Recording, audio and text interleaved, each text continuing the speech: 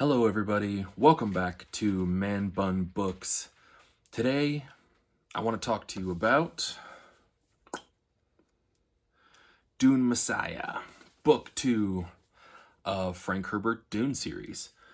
I'm going to talk about some spoilers not spoilers, spoiler free at the beginning. We'll do some spoilers later. So, when I first started Dune, Book 1, I really fell into the story for the first little while. Got kind of bored in certain parts and everything, but, I was along for the ride for the most part. Pretty good book, very well written. Dune Messiah, Book 2, picks up 12 years later, after the end of Dune.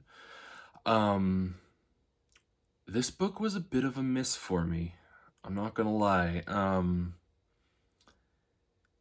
There's just certain things that happened in it in certain areas the plot went, certain things that I won't talk about because spoilers, where it was a little bit of a miss for me.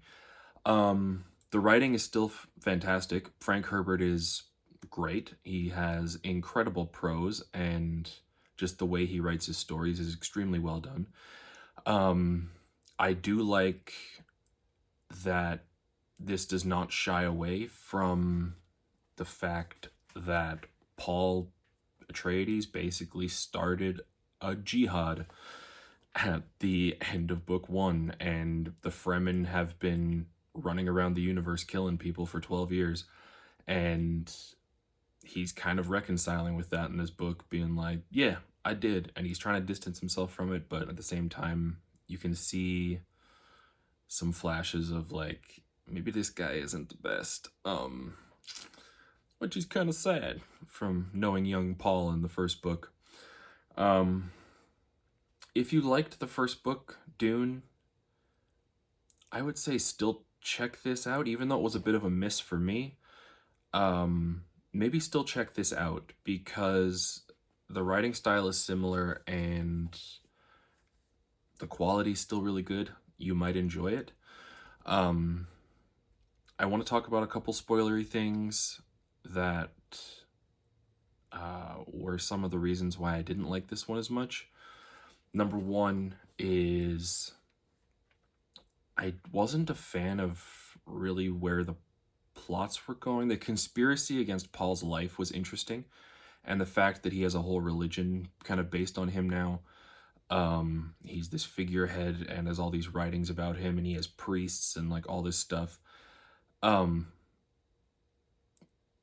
That part was interesting, but I just didn't enjoy the whole storyline around like Chani trying to get pregnant and Irulan trying to stop that, and then kind of decides not to at the end. And even though Chani has the babies and then she dies in childbirth, I don't know, the whole storyline with them didn't really grab me all that much for some reason. I don't know why.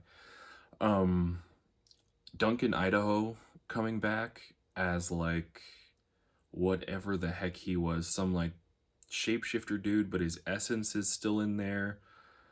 But at the end, he kind of pulls back his memories and he becomes kind of Duncan Idaho again.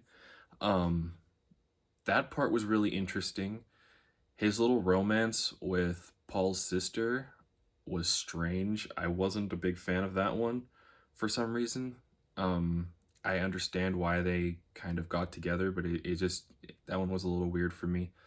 The coolest thing in this book, in my opinion, is, or like the wildest stuff that happened anyway, was when the explosion happens and Paul loses his eyes, and then just like has these weird visions that allow him to still see. That stuff was freaking wild. And that was a cool part of the book. Yeah, overall, bit of a miss for me. It's not a bad book. It's still decent. I'd give it a good, 3 out of 5. It's decent. It's definitely well written. Just the story wasn't quite for me. Let me know if you have a different opinion. If you've read this, comment down below, let me know. And as always, be kind to each other.